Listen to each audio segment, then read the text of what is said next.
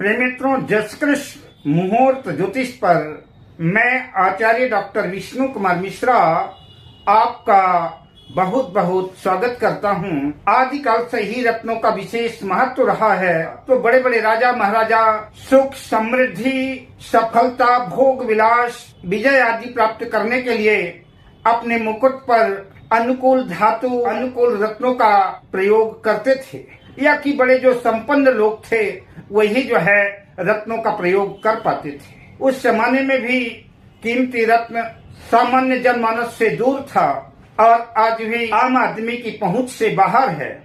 रत्नों की कीमत और रत्नों का महत्व उसी तरह से आज भी अच्छे क्वालिटी के ट्रांसपेरेंट पारदर्शी रत्न लाखों रुपए के आसपास हैं।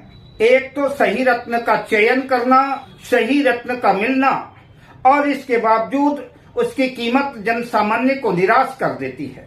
आज हम इस वीडियो पर सभी मूल्यवान जो कीमती रत्न हैं उनके उपरत्नों की चर्चा करूंगा। जो लोग कीमती रत्न धारण नहीं कर सकते, आर्थिक दृष्टि से जो कमजोर हैं, उनके लिए मूल्य में सस्ते और प्रभावशाली उपरत्नों की चर्चा मैं इस वीडियो पर करूंगा। पर मैं विषय क्रम में आगे बढ़ूं उससे पहले आपसे आग्रह, अगर आपने अभी तक हमारे इस चैनल को सब्सक्राइब नहीं किया है तो प्लीज चैनल को सब्सक्राइब करें, साथ ही नोटिफिकेशन बेल को भी प्रेस कर लें। अगर आप अपनी या अपनों की जन्म कुंडली का बृहद प्रेडिक्शन कराना चाहते हैं, विश्लेषण कराना चाहते हैं, या कि उत्तम क्वालिटी के रियल राशि रत्न आदि प्राप्त करना चाहते हैं, तो आप स्क्रीन पर फ्लैश हो रहे नंबरों पर हमसे संपर्क कर सकते हैं। आइए सबसे पहले सूर्य के रत्न माणिक्य के उपरत्नों से शुरुआत करते हैं। माणिक्य को पद्मराग, लोहित, सौगंधिक आदि नामों से जाना जाता है। पंजाबी में माणिक्य को चुन्नी कहते हैं, अंग्रेजी में रूबी कहते हैं, फारसी और उर्दू में याकूत कहते हैं। माणिक्य अत्यंत कीमती रत्न है। माणिक्य का जो उपरत्न है उसे लालड़ी कहते हैं। लालड़ी लाल गुलाबी अनार के दानों के समान, कनेर के फूल के समान और गेरुआ आदि के रंग के समान होता है। लालड़ी चिकना, चमकदार और रक्तिम आभा प्रभा से युक्त होता है। अगर लालड़ी को दूध में डाला जाए तो उससे रक्तिम किरणें निकलती हैं। जो लोग माणिक्य की ऊंची कीमत की वजह से माणिक्य धारण नहीं कर सकते, ऐसे लोग माणिक्य का उपरत्न लालड़ी जो कीमत में बहुत कम है, अच्छी क्वालिटी का धारण कर सकते हैं। कटे फटे काले पीले धब्बों से युक्त दोषपूर्ण लालड़ी को धारण नहीं करना चाहिए। इससे लाभ की जगह नुकसान होने की संभावना है।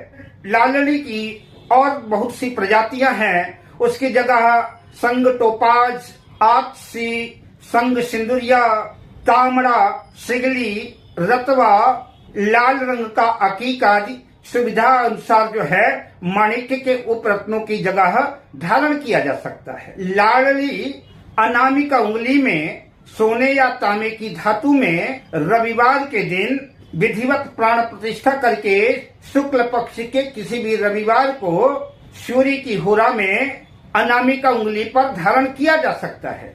आप बात करते हैं चंद्रमा के रत्न मोती के उपरत्नों की। मोती के उपरत्न को बिमरू कहते हैं।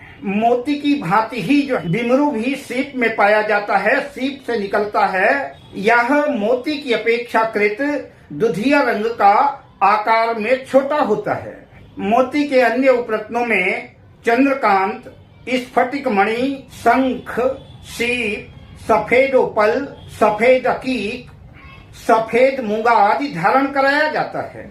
मोती या मोती के उपरत्न सोमवार के दिन चंद्र की हुरा में छोटी उंगली कनिष्ठा में चांदी की धातु में विधिवत प्राण प्रतिष्ठा करके धारण करना चाहिए। अब बात करते हैं मंगल के रत्न मूंगा के उपरत्नों की। जो लोग मूंगा रत्न धारण नहीं कर सकते उनके लिए मूंगा का उपरत्न संग मूंगी आता है। संग मूंगी भी जो है मूंगी के पौधे से ही पतली शाखाओं से निकलता है, किंतु यह आकार में छोटा होता है, इसे मूंगे की जगह धारण किया जाता है।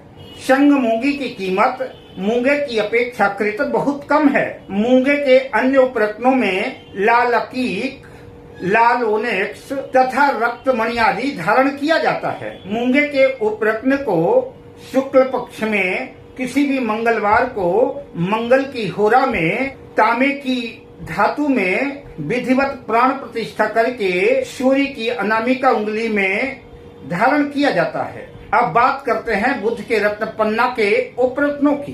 तो पन्ना के उपरत्नों में संग मरगज, यह हल्के हरे रंग का कुछ सफेदी लिए हुए चमकदार और सुंदर होता है।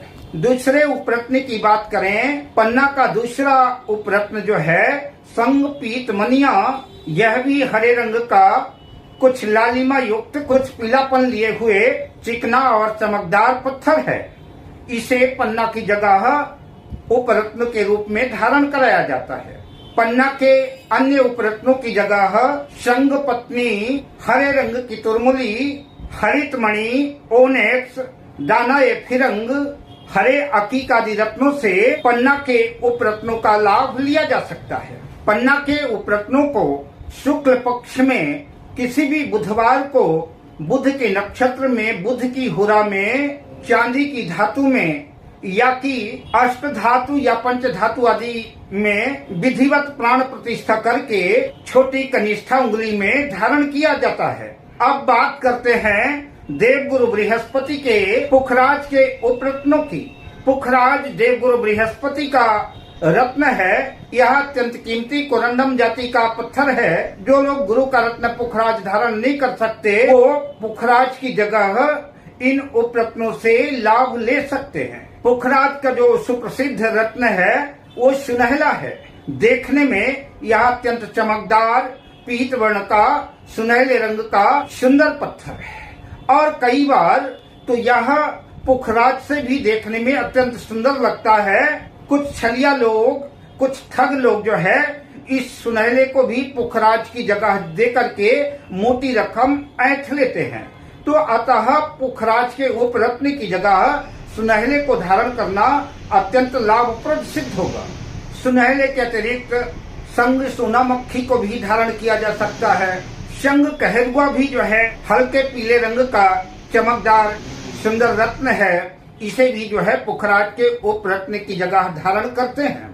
इसके अतिरिक्त पीला अकीक भी धारण कर सकते हैं। पुखराज के उपरत्नों को शुक्ल पक्ष के किसी भी गुरुवार को गुरु की होरा में, गुरु के नक्षत्र में सोने की या तांबे की धातु में विधिवत प्राण प्रतिष्ठित करके अनामिका उंगली में आप धारण कर सकते हैं। अब बात करते हैं शुक्र के रत्न हीरा की।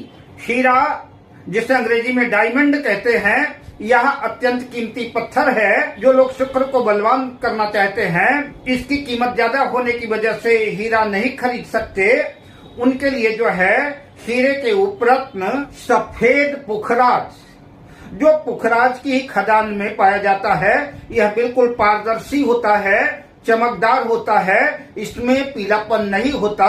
तो सफेद पुखराज को धारण किया जा सकता है। सफेद तुरमुली भी आती है।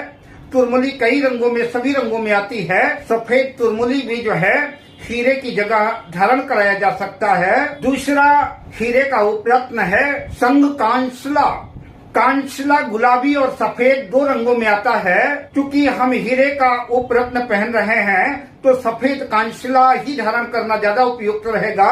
और जो अच्छी क्वालिटी का सफेद कांसला होता है, इसमें हीरे के समान ही आभा प्रभा निकलती रहती है और यह देखने में अत्यंत मोहक, सुंदर, चमकदार और चिकना होता है। हीरे के अन्य उपरत्नों में संगदतला, कुरंज, पुलक, बिमल, सफेद अकीक, स्फटिक आदि प्रसिद्ध है। इन उपरत्नों को भी धारण करके हीरे की जगह शुक्र को शक्ति प्रदान की जा सकती है और हीरे का लाभ लिया जा सकता है। हीरे के उपरत्नों को शुक्ल पक्ष में किसी भी शुक्रवार को शुक्र की होरा में चांदी की अंगूठी में मढ़वा करके विधिवत प्राण प्रतिष्ठा करके इसे छोटी उंगली, कनिष्ठा उंगली में धारण करना चाहिए। अब बात करते हैं शनि के अपने नीलम के उपरत्नों की। तो नीलम के उपरत्नों में जो सबसे प्रमुख स्थान है वो संग नीली का है। नीली और नीलम देखने में एक जैसे ही लगते हैं।